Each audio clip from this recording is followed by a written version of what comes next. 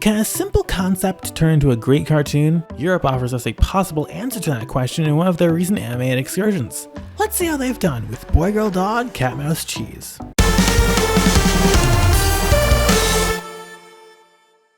Now, I'm not flying solo on this cartoon expedition.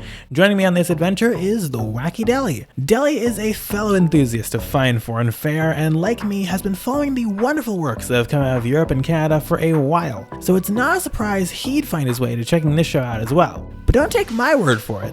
Hey, what's up? It's Jim, and today I'm gonna be talking about...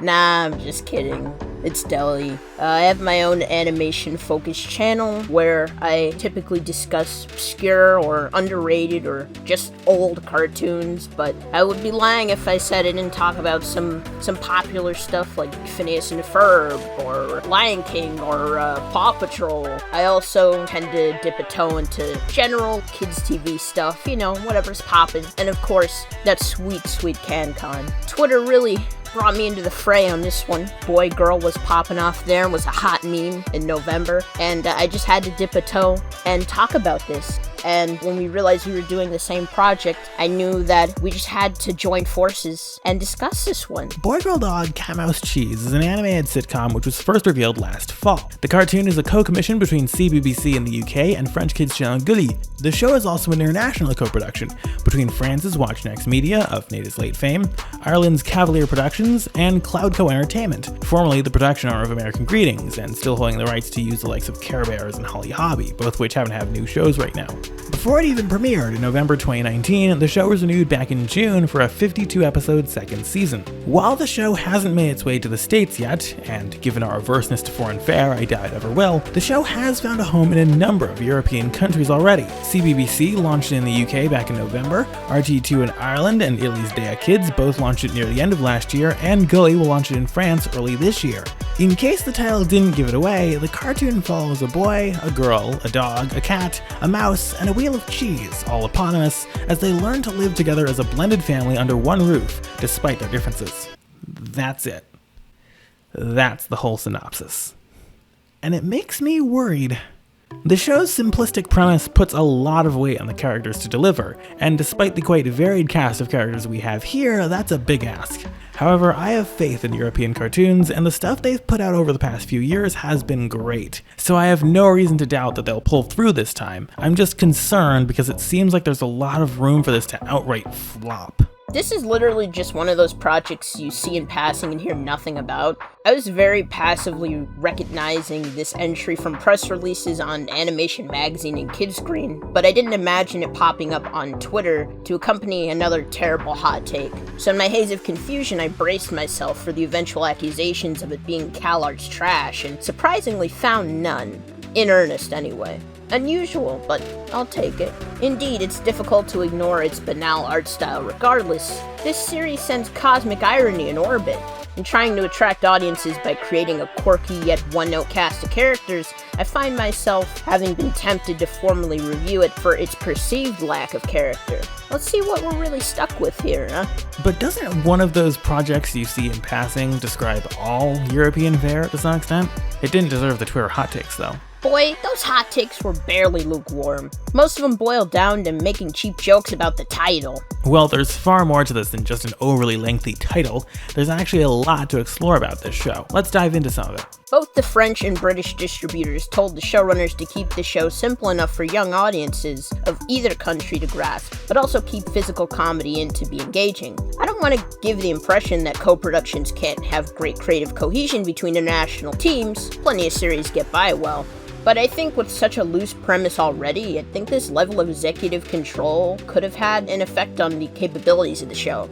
It feels like it was reaching in so many directions that it came out a bland generalist. That's not inherently a deal breaker, of course. I'm not one to cry foul at cartoon cliches. That being said, considering the extent of the premise coming across as a bit gimmicky, I'd want to see a bit more spice in this dish. When you were talking about this, you brought up a point that the show could have had a more cohesive creative direction. And I think while you have a point, the fact that it didn't go all the way to that end is not a deal breaker. Bland generalism is not inherently bad. The show is already just fine as it is. The production team has put out a perfectly good product here. It's not going to be Steven Universe or whatever high drama art Christ cartoon du jour, but it wasn't trying to be. It was just trying to be a good show about a family coming together.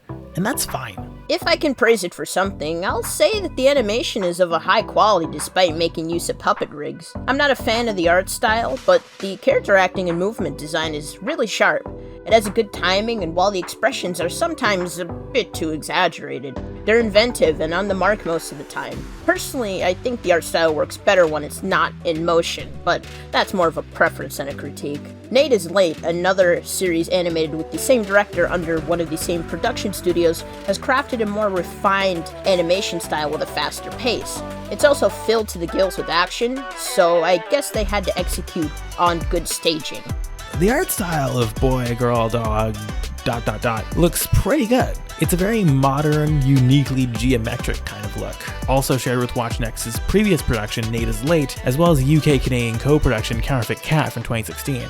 I've seen this art style in action on both those prior shows, and it works just fine, though perhaps it was a bit more novel on Counterfeit Cat. It's just flavorful and different enough for it to look different from nearly anything else on TV, but not too different that it's divisively stylized. It avoids the bean-mouth discourse while looking perfectly at home in its current era of cartoons, and its inoffensiveness in that regard is acceptable.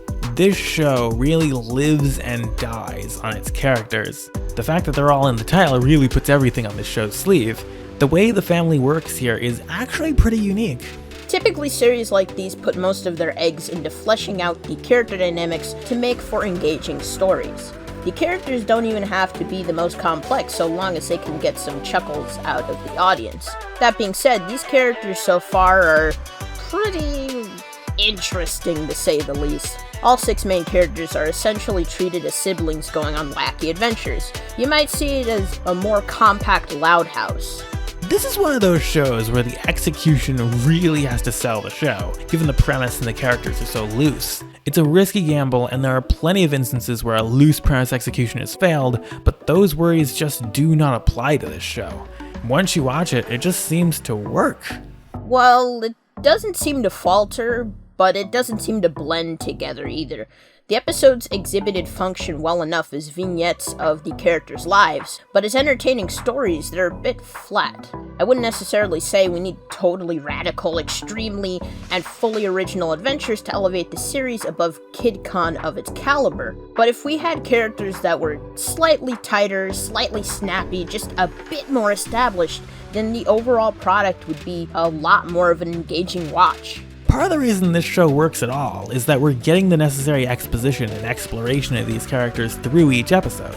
In terms of characterization, this show uniquely combines the benefits of story-driven and episodic series. What you learn about these characters in earlier episodes helps fuel your interest in following their next adventure, and this show's hooks perpetuate from there. You start with one episode, but then the show invests you into the characters, which makes you want to watch another episode where it pulls you even deeper into these kids' lives.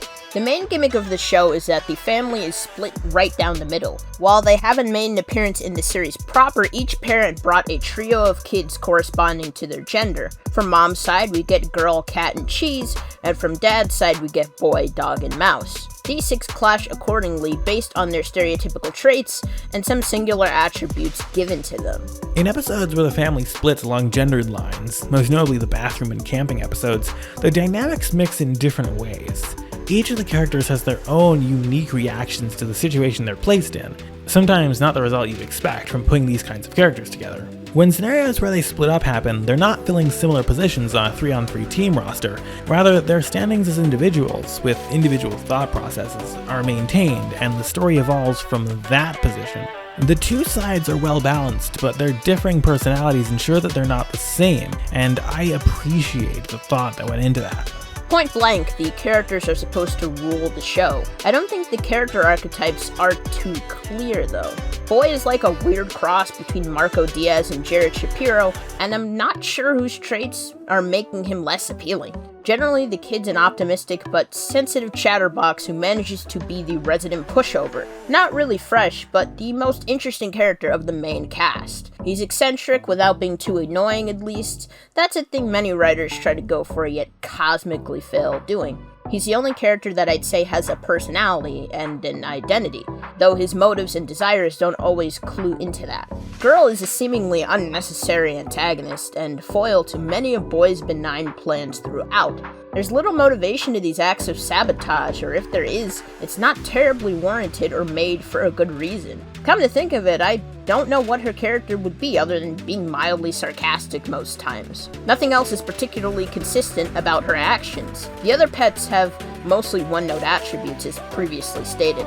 The dog loves rules, but he's still a dog, so he still yields to fetch a ball and aim to make his master happy. The cat is derpy and unassuming, but is said to get up to slapstick hijinks at times. She didn't really, as far as I saw, and is overall fairly mysterious. The mouse is a smart guy, trademark, and the wheel of cheese is a stereotypical girl of sorts. All I can take away is that she takes a lot of selfies and gives me vague ponyhead vibes, and that doesn't make for a character I'd be positively attracted to. Boy is socially awkward, a bit of a nerd, and admittedly relatable, and vaguely sounds like Marty from Canada's Toon Marty, though I have been told it is not him. Girl is the cooler kid between them, a touch stereotypical, a touch mischievous, but ultimately pure of heart when the end of episode moral calls for it. Dog tries to act civilized, but can't get over his own canine tendencies at times, adding humor to his character. Mouse is a little genius, and as you'd expect, his creations have served as plot points at times. And Cheese is kind of Europe's answer to Lola Loud,